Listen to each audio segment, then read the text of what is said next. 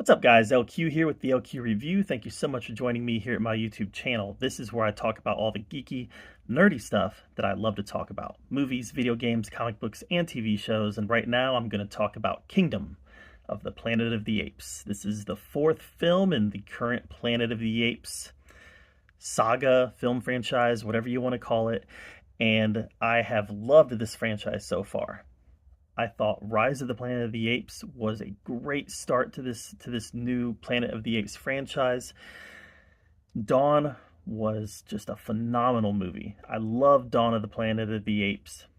War for the Planet of the Apes has grown on me over the years. I didn't like it so much when I first saw it, and it actually took me several years to go back and revisit it because I kind of felt gypped by the title because there was no war in this film.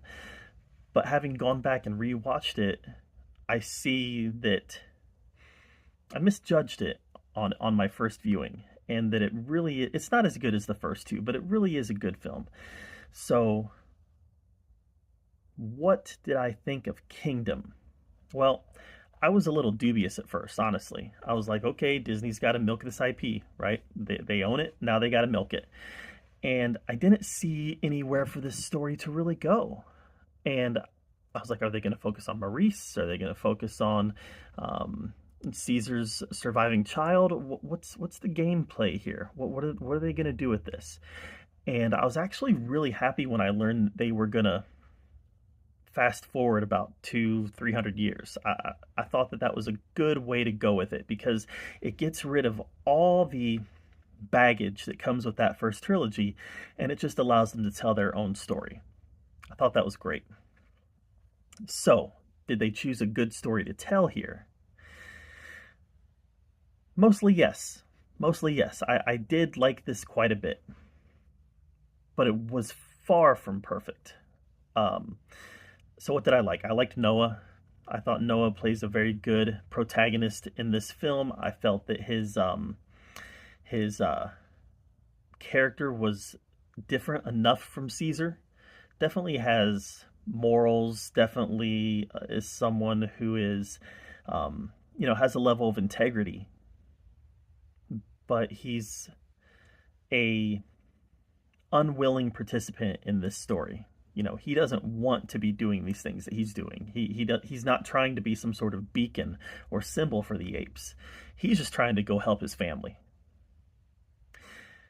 So what we see in this film is we see rival ape groups, and they are subjugating each other in some ways. I don't know if it's exactly slavery, but it's definitely subjugation, putting your boot down on them. I mean, there's a part where Noah's mom says, when talking about Proximus Caesar, where Noah's mom says, "We belong to him now."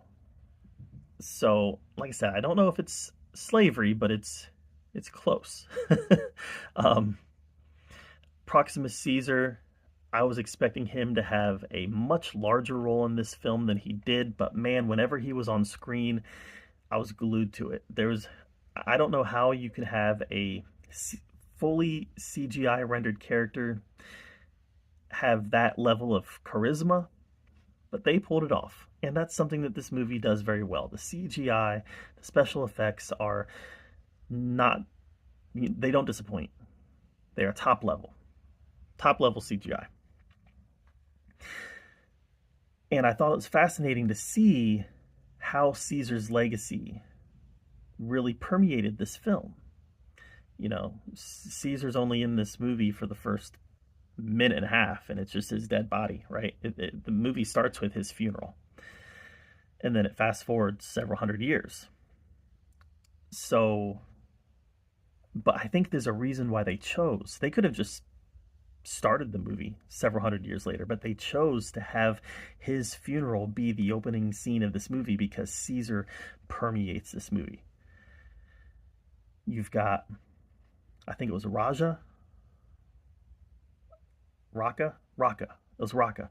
Raka's kind of Noah's Maurice, an ape who is intelligent, is all about learning, is all about peace, and is really trying to spread the message of Caesar as a friend to humans and as a peaceful You know, all that we want is peace.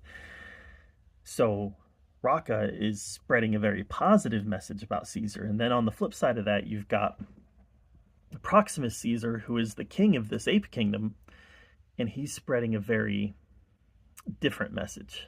His message is the ape together strong message. And there's no room for peace with humans. This is all about domination. I felt that Proximus Caesar was a very layered character in the fact that you can see where he's coming from. You can understand his motivations. They're not good motivations. You know, his end game isn't positive by any means whatsoever, but you can understand how he got there. So once Noah gets to the kingdom, meets Proximus, you know, the true reason of Proximus doing what he's doing is coming to light. There's a human bunker. They want what's in the bunker. Where I have a problem in this film is the human characters. I don't even think they needed human characters in this movie. I think that bogged the movie down, and it raised a lot of questions that I don't know if I'm going to like the answer to. So in this movie, they have a female character kind of latches on to Noah, a female human latches on to Noah, and we learn ultimately that she can speak. You know, she can talk. She's not one of the humans that lost her voice. And then, as the movie progresses, we learn that not only can she talk, she's very intelligent. As the movie progresses, we learn not only is she very intelligent, she has a plan. She has stuff that she's trying to accomplish. It's associated with this bunker. And then we learn that there's technology in the bunker that she wants to get, and why she wants to get it. Well, at the end of the movie, we learn that humans really aren't in that bad of a shape, or at least as bad of a shape as we thought they were. And to me, that contradicts the original trilogy. The original trilogy ended with the downfall of humanity. And now all of a sudden we're seeing that they're probably in the best shape they've been in since Dawn.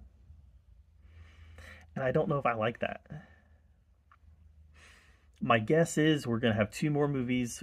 They said they want to do 9. So my guess is we're going to have 2 more movies in Noah's era, and then they're going to fast forward sometime. I don't know that for sure, but that's just a guess. So is it possible that they can tell a good storyline with the human characters? Yeah, it's possible. I just don't like the fact that they felt the need to put human beings back in this trilogy at the level of intelligence that they're at, and the level of capability that they're at, and the threat level that they're at. Like I said, it could end up being great. In this movie, it was fine. It just raised a lot of questions, and I have a lot of concerns about it. But overall, this was a very good movie. Very much enjoyed it. Right now, I would put it in my top 5 movies of the year. Probably won't stay there, but it's there for now. So, Kingdom of the Planet of the Apes. I liked it. What did you think of it? Let me know in the comments below. While you're down there commenting, subscribe to my channel. And until next time, we'll see you guys later.